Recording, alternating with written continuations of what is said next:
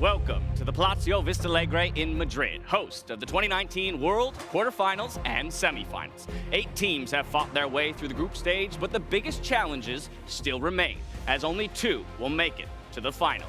G2, Fnatic, and Splyce are representing EU on home soil, but the action starts with reigning champions Invictus Gaming versus the LCK's Griffin. Gentlemen, I cannot tell you how excited I am to finally be here in Europe to watch these games with y'all. We've made it to the knockout stages, do or die for each of these teams. Pressure's on. And you've missed maybe one of the best World Finals ever, James, because so far, this has been so competitive. And coming into a quarterfinals, I don't think we've ever had a quarterfinal like this where, you know, you could argue 7 teams could win the whole thing. Yeah, it's super exciting. And I know you're just getting here, Dash. You might be a little bit disoriented, wondering why the most North American thing left of the tournament is the casters. Right. But I have got you covered in this edition of Worlds Oversimplified. Hey everyone, Azael here. Since Dash has not been at Worlds, I'm going to do a comprehensive reminder of everything that's happened so far in Worlds Oversimplified. Well, let's start with the champs. There have been a bunch. Some people play Mage's bot. Yikes. Turns out ADCs aren't so bad. But it's not just the champs that have changed up this tournament. Last year, we saw the fall of Korea, with top teams being knocked out left and right, which paved the way for this year where SK Telecom guarantee the first seed coming out of groups. Oh well, there's always next year.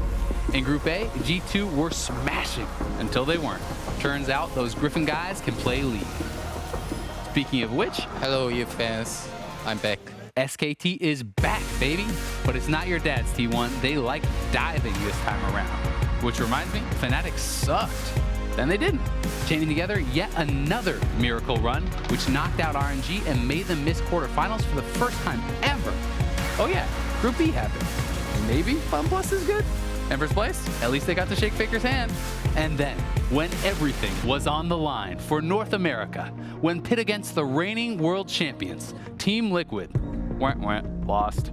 There were Baron steals, solo kills, and Heartbreak, all the things that make groups great, except Dash. And that's all you need to know about Worlds so far. No! How you know? I had no idea that was coming. I can count on you, though. You all good, Dash? For catching me We all up. caught up? I'm all caught up. In All fact, right. I was here all along, my friends. Last week, we had the group stage here in Berlin, where some success stories, they continued. Others, though, they ended in disaster.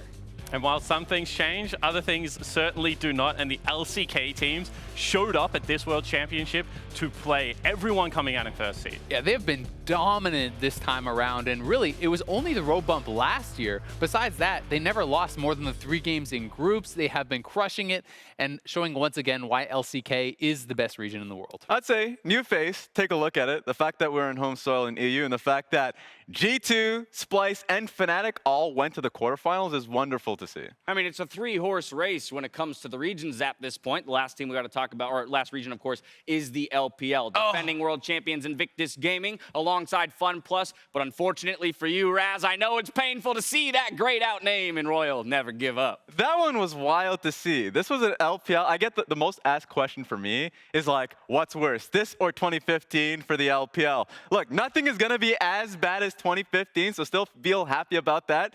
FunPlus still found a way to get first seed in Group B. But yeah, it's a little bit sad to see RNG head out.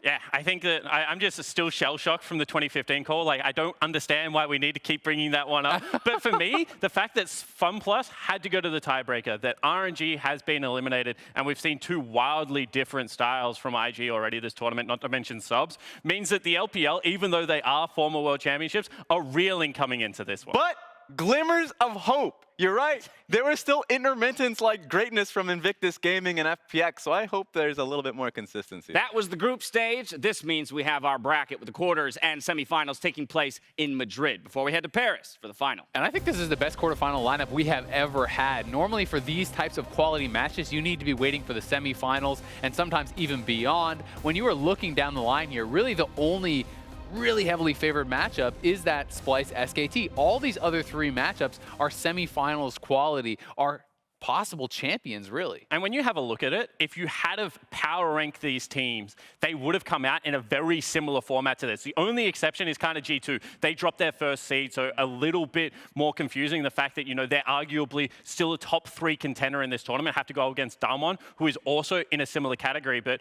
across the board, like, it's so hard to actually be able to predict who is going to come through now. I'm looking forward to the FPX Fnatic one that's later on today, simply because, like, that one is the one where I'm literally forced to predict because of my job. Otherwise, I'll just let it run. I have no idea who's going to be able to take it based off of just how close these teams are. May as well flip a coin. I think that is also shared in the casters' predictions that were just thrown out on Twitter. You can see that second series of the day a little bit more contentious when it comes to the predictions. On the 10th of November, 2 teams, they will fight for the Summoners Cup live from the Accor Hotels Arena in Paris. Before the action, be sure to tune in at 1 p.m. CET, 4 a.m. Pacific time for the World Championship opening ceremony presented by MasterCard. That said, we now have 8 days of data from groups, meaning it's high time for some completely reasonable overreactions. So here it is. First up, the LPL is overrated. No. That's an overreaction. That's reasonable. That's not an overreaction. What are you talking about? Okay, all right, Raz, you kick it off. Why is that an overreaction? Where was the reigning world champions placed after group stage? They were second seed. What's the problem? When it came to the semifinals, there was only one LPL team representing. I'll tell you the problem, Raz. They got slammed by Damwon. RNG is out. Uzi's watching the quarterfinals from home. FPX got probably the easiest group in World's history and struggled. And this is coming from someone who believed in LPL wholeheartedly coming into the tournament. They're overrated. When you have a look at it, last year's MSI, last year's World, last year Rift Rivals, coming into this year's MSI, statistical anomaly, that was a crazy series. People thought that the LPL could be the best region in the world. Now there's the argument that they are the 3rd best region in the world. Ooh. Did you put this up? Was this question made by you? Overrated, Raz, overrated. All right, we started off with a spicy one. Let's roll on through. Next up, Fnatic is the best LEC team at World. That one's not going to fly for Overreaction. me. Overreaction. Yeah, it's an overreaction. Okay. Overreaction completely. G2 may have slipped up a bit, but we need to stop. We need to take off our rose-tinted glasses. Week 2, Fnatic looked phenomenal when they went up against SKT Shore, but I just think you see consistent games that are great from G2. And they lost to what I think is an amazing team in Griffin. So that's where I say G2 is still great. What Week 2 taught me about Fnatic is if you give them their best draft 3 games in a row, they will still win games. And I hope that is what happens at the World Championship. All the teams should be at that level. However, do they have the variety? Do they have the different ways to play the game and still be able to pick up these victories? I think Week 1 showed us that they will struggle in that area. I think you make such a great point, right? When you look at the marksman pool, people talk about Kaisa and Xayah. Reckless got to play 3 straight games of Xayah. He doesn't really play the Kaisa. G2, you have to talk about their flexibility. That's one of their biggest points, and I think they still have that over Fnatic. Third and finally, the LCK has the weakest bot lanes in the tournament. This is an interesting one. I mean, are you saying left in the tournament, or are you saying overall? Because it's clearly an overreaction. Of the eight remaining teams. Okay. Of the 8 remaining teams, what's your answer there? I'm going to say this is an overreaction. It is. Not only is Teddy right now, in my eyes, the best AD carry at the moment that's left in the quarterfinals, then you look towards what is Viper and Griffin, who's insane mechanically speaking. And not even Nuclear can weigh that down because he's had some good games himself. Let me ask you this then. Which region has weaker bot lanes than the LCK? Oh, no. This is where I'm going to come out and say, even though I tried to defend and bat for the LPL. Oh, okay. Yeah. Well, you've lost Uzi. You've lost. You're going to argue that Jackie Love and LWX are worse? Jackie Love hasn't performed the best right now this tournament. He's actually performed poorly in team fights. And then also LWX. I mean, we've seen his team. And you got to remember it's bot lanes as well. So when I think about this, I also throw the supports in there, and I just think that Baolan has had maybe the worst tournament possible for an LPL support. So I would probably say LPL as well. Well, fair enough. They've all got best of 5s, though, to prove us wrong in every sense of the word. Later today, though, the LPL champions FunPlus Phoenix take to the stage with their star mid laner continuing a journey filled with ups and downs. Raz, give us the Doing B story. Oh, okay, let's go. Let's head for it. So, Got him. All right, we got this. Yeah, gamers playing football. All right, so you've heard us say his name a lot. Doomby, the creative mid laner from FPX. Known for his unique champion pool, the super carry for the #1 seed of the LPL. But what do you know about him? Doomby has been chasing the LPL title for almost 5 years, starting his LPL career with the Chaogu Reapers. You heard about them, though? Chaogu Reapers were the king of team fights. a prestigious title for a region known for constant clashes. The Reapers tore through opponents with a jungle-centric playstyle that had the super carry Doombi sidelined with supportive mid lanes. Morgana, Nautilus, Lulu, Maokai. This was the champion pool for a guy who would later define his career by playing Pantheon and Kled. But as the Chalgu Reapers rose to the tippy top, they were continuously cut down at the very last moment. And for years, this was Doombi's curse. To be good, but never good enough. When your region is stacked with superstars, you must be a superstar yourself. And while Doombi had the flair, he never could quite muster the clutch to make it stick. Then came that revenge tour with the Rogue Warriors. This was a team of coulda-beens that finally arrived representing the LPL at Rift Rivals in 2018. There, Doombi pulled out his now famous Kled mid against King Zone, gave him that international spotlight, and he drank it up. But it was EDG that got that last laugh, at the end of the year, denying Rogue Warriors a shot at Worlds. After dominating the regular split all year long, Doombi would again sit in the shadow of the LPL Titans, a staple of the scene, but never a star. It hurts. Then came FPX, team that would, help this player reach new heights. As the, most dominant lineup in the LPL season, and finally, in the summer split, after 4 years in the league, 2 MVPs awarded, he earned his championship title. As FPX came back with a vengeance to defeat RNG. This is why they're a phoenix. Rising from the ashes of defeat and the pains of the past, Super Carry Doombi helms FPX as a motley crew of brawlers. He is the heart, soul, voice of the team, from secondary support mid laner to a Pantheon. Doombi unleashed hell this LPL season, barely missing out the record for the winningest LPL team of all time. He's waited almost 5 years for this moment, and it's time to see that Phoenix fly. He's incredible, huh? It's based on everything you just told me, he's incredible, but it does lend itself to the idea that there's a lot of pressure resting on this man's shoulders. And that's always been the biggest question with Doombi. Can he stand up when the biggest stage has arrived? Because he plays such a disjointed kind of game. He's a secondary jungle from the mid lane position, and what has impressed me this tournament alone is that he has been able to stand up in his individual performances and being able to have solid laning phases that he's carried through to the mid late game. And this is a concern that I had for him in the spring split when that actually happened. They were incredible during the regular season, went to the playoffs, got kicked out by JD in their miracle run, and you're like, oh no, it's happening again. But they got that championship title in the summer split, and they're doing well now. So I think going into this best of 5, this is when he can cast that away. Let's pull back for a second. The LPL versus the LEC. These regions were our finals matchup just last year, and now Fnatic are once again in the spotlight. Reckless, he overcame his demons by taking down Uzi and RNG to get to this point, but now a new challenge awaits in the form of the LPL champions. Yeah, I mean, Fnatic made it through the group of death. A lot of people predicting against them, rightfully so. This was such an incredibly hard group, and week 1 did not look good for them. But in week 2, not only was it about the marksman picks, bringing that back in, it was about the improvement of Broxette. It was about Fnatic playing their style, playing early game aggression, and really looking very, very good against some of the best teams in the world. And that's the growth in the tournament that you look for in teams like that. Because for Fnatic, not only were they, the difference between week 1 and week 2, them playing the comps that work for them, but them finally playing towards their composition. In week 1, they were playing 1-3-1, but then team fighting pretty heavily versus Clutch.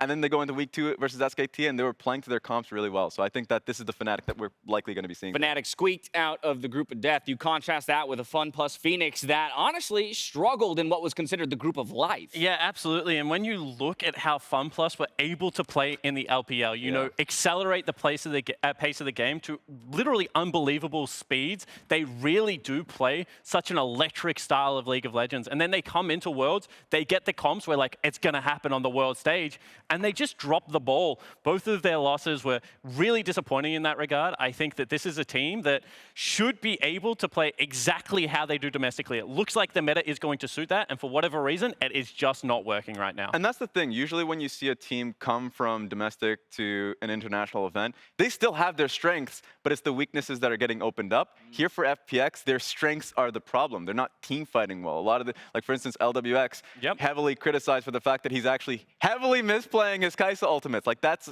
coming up, but I don't expect that to be a constant coming into today. They were actually sorting themselves out. Their wins were convincing. So that's where I'm looking. Don't smile at me like I'm that. not going to give you convincing. They were convincing wins. But Azael, I know that you were relatively hot on LPL as a region Yeah. coming in, and yet haven't necessarily performed to that bar. What are you feeling about FPX now in this matchup? So I actually think FPX did not perform well in their losses or in their wins. You look at the Splice game in week 1. Are you going to tell me that's a dominant win where they were down, 3, 4, 5,000 gold? They're dependent upon, huge like Baron plays and steals, and they're dependent so largely upon Doomby. And it's not only that, they're having to play a playstyle that is not actually what worked for them in the LPL. When you think of LWX, it was so much about his incredible team fighting. He's coming into the tournament 10-0 on Kai'Sa. They get the bread and butter comp in their first game of the tournament. I'm like, all right, let's go. They're going to slam him. And he was mis-executing. I didn't see the growth in week 2 for FPX, so I don't have a ton of confidence. I think it's more so the fact that the games that we've seen, like, what do you get out of them? Because for me, the J-Team win and the GAM win were super convincing of how they played during the regular season. And while that is the case that they're starting to play more carries around Doomby, he's not playing those tanks and being as successful because he needs to be that carry. That's where I look at and say, they can play this style against the best of them, but that's a lot of faith, right? Well, that's our second series of the day. I'm going to get you on record now, though, for your predictions. Starting with you, Spawn, down the line. Who you taking, FunPlus or Fnatic? So when I look at this matchup, it is so much about what team shows up, because both of them have shown, good and the bad. And I have a lot of faith that FunPlus are going to be able to bring it back. I'm going with FunPlus on this one. I think that you do not go that dominant in the LPL whilst not being a very classy team. And in best of 5, I'm very confident they can bring it back. And I think their 2 iconic players are still playing well in Doomby and Tien. So if I think Tien right now is the best jungler in the tournament and that Doomby is back to that status, I got FPX taking this one. You still have him as the best jungler in the tournament? Hell yeah! That's a separate conversation. Raz is trolling. I know that one's going to spiral I need a TED Talk. if I let you guys go after Give it. me time. Maybe we'll Extend talk the timer about it now. later. I know we got some hot junglers in this tournament. Azael, who are you taking in this matchup? I'm on the other side of the table. I think that if FPX can play like they did in the LPL, sure, they can take this, but I haven't seen proof of that in Worlds thus far. I think Fnatic has improved more as a team throughout the group stage. I think that they are going to take this, and honestly, the teams that you needed to actually reach to for good performances for FPX spoke a lot about how they have played, right? You needed to talk about J-Team and GAM as teams that they had good performances against. You couldn't even reach to the Splice argument because they didn't look good against Splice. Fnatic is a better team than who they struggled against in groups. So this is going to be fun because for me, I weigh recency. And when I say recency, I mean Recency playoff sucked performance. last week. Okay. Playoff performance. We could talk forever about this. Yeah, we but could. That's interesting. I mean, look, the fan vote, of course, 3-0 in favor of Fnatic. Did we get the Weibo landslide votes, there. Did we get the Weibo votes? I don't think that the made it into the algorithm. I'm not quite sure. That, of course, is our second quarterfinal. Our first one is between 2 of the most talented lineups in the game right now. We have the LCK's Griffin versus the reigning world champions in Invictus Gaming. And so far, this tournament has been a renaissance for IG, who once again look like a title contender. Yeah, IG is looking like they are back to form. You have seen incredible performances from Rookie and the Shy. In summer, certainly, we saw Rookie in particular struggling, but he has been incredible throughout groups. And these guys are true solo carry threats in every sense of the word. It's been sensational watching these 2 players in the recent games that they've had, because Rookie, especially versus Team Liquid, had that 1v9 performance. And then when you watch the Shy off as Akali and Jace, if they perform individually as good as that on a consistent level, like, they can be champions again. And so much of League of Legends right now is about the team performance, and that is where IG buck the current trend. You have someone like the Shy, who is definitely, in my eyes, the best top laner in the world, and then despite a disappointing summer where Rookie had to go back to Korea, had some things to work through, came back in and was slumping a little bit, like all classy players, was able to bring back that world-class performance. I think he's also contesting for the best mid laner in the world. And when you have solo lanes that generate their own advantages,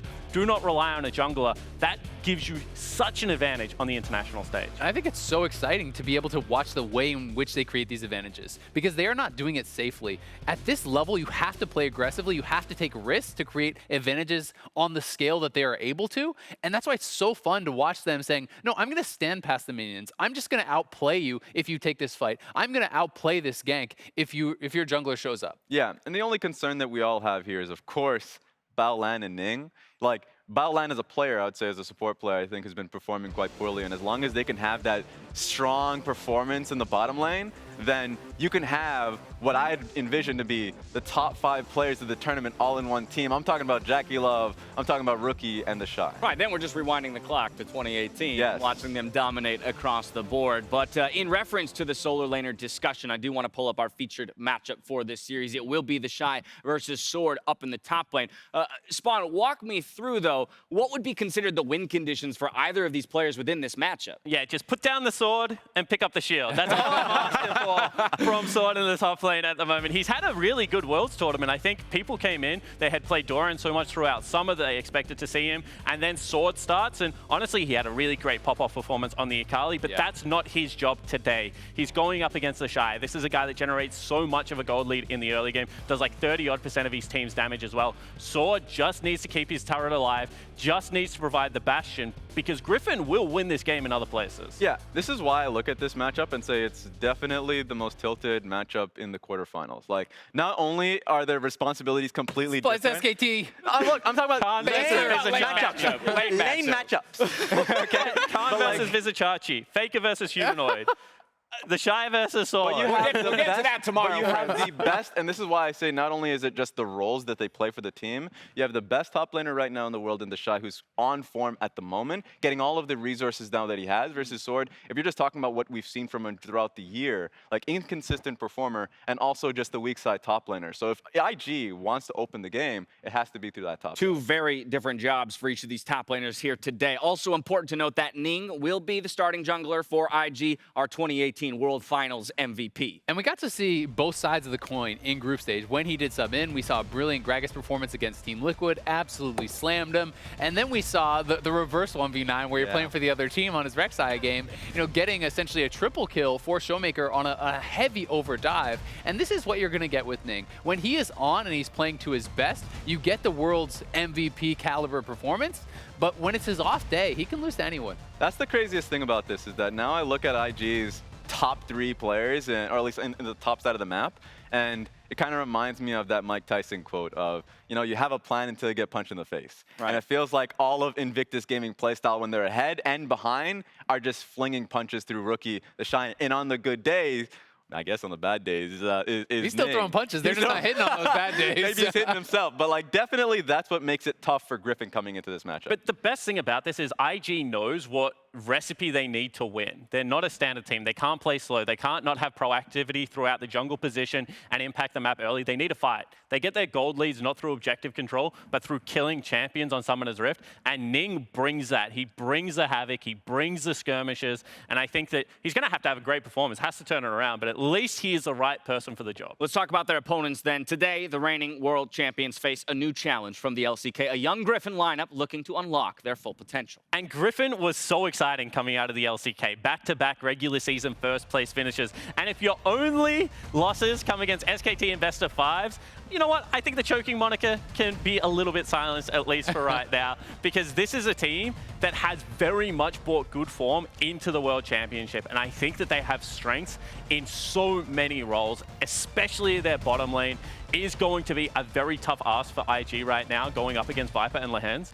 This bottom lane, to me, is one of the most exciting bottom lanes in the world. I'm just really excited to see their best of 5 preparation because while you can say, yeah, it was SKT they lost to, seeing Pantheon Talia run it back all 3 games in a row and losing all 3 games does not speak highly about that preparation. But coming into this tournament, they have looked great. Tarzan has been incredible. And when you talk about Ning needing to have a really good performance for IG to be able to win, well, guess what? I think he's against the best performing jungler in the tournament thus far, who just ran circles. Yeah, we've got a lot of best performing junglers He ran in the circles around tournament. Yankos in those final 2 games.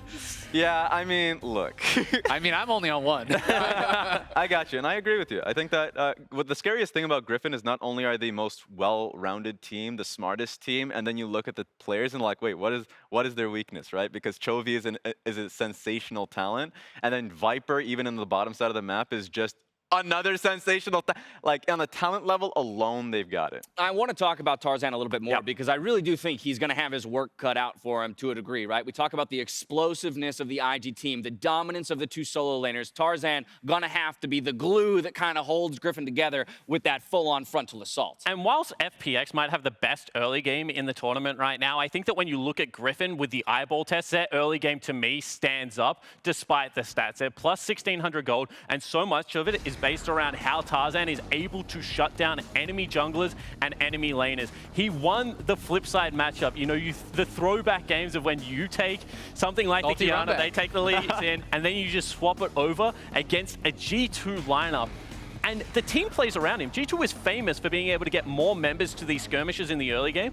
Well, Griffin absolutely smashed them in that regard, were way more decisive. And I think that the confidence of this team to play around Tarzan just gives them such a big edge pre-15 minutes. And G2 Yankos, no slouch, so to put up a big performance against him speaks volumes. Exactly, and it is, you know, it's a team game at the end of the day. He works the best with Lehens. I think that they are, like, right now, the duo to beat as it is, so I want to see what they can do here. Look at those gold differences at 15, the change between week 1, the first round robin, and week 2, the second round robin for Griffin. And I kind of want to curtail this into a conversation around the play styles for both of these teams. Again, what does it look like when Griffin is finding a win in this series versus when IG is? I mean, I think for IG, it's all about individual outplays. It's about mechanically checking your opponents at all points of the game, right? You're challenging them to these 1v1s. You're challenging them to these 2v2s, and you're trying to come out on top. If IG is able to do that, this is a series that they can win because they can create monumental advantages and snowball that better than probably anyone else in the world. And I think the draft basically says it in the final week, where IG consistently went to 3 winning lanes and tried to accelerate the game pace as much as possible,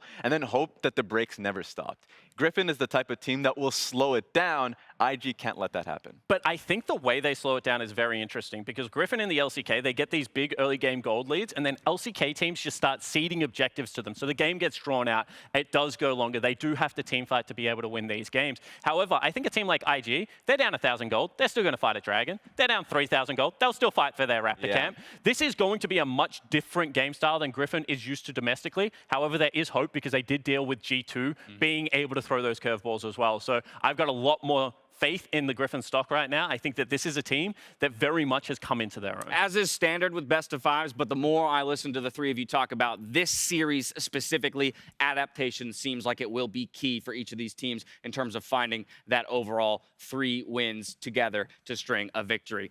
Predictions, that's all we got left to go. So once again, down the line, who's taking it? Our reigning world champions or the new hotness from the LCK? Yeah, so I think that if you have solo laners like Rookie and the Shy, you're always in with a shot. And they're going to win you a game or they're going to win you 2. However, you need someone else to step up. And whilst you mentioned that the worry is Baolan and Ning, I also am throwing Jackie Love very deep end into the worry basket right now. He has not had a good world championship. I think the bot gap in this game is absolutely huge, and I'm going to go with Griffin. So I spoke both of these teams up because I honestly think that these teams are, like, whoever wins is destined for the finals and win the entire tournament. Wow. I think it's this good of a matchup.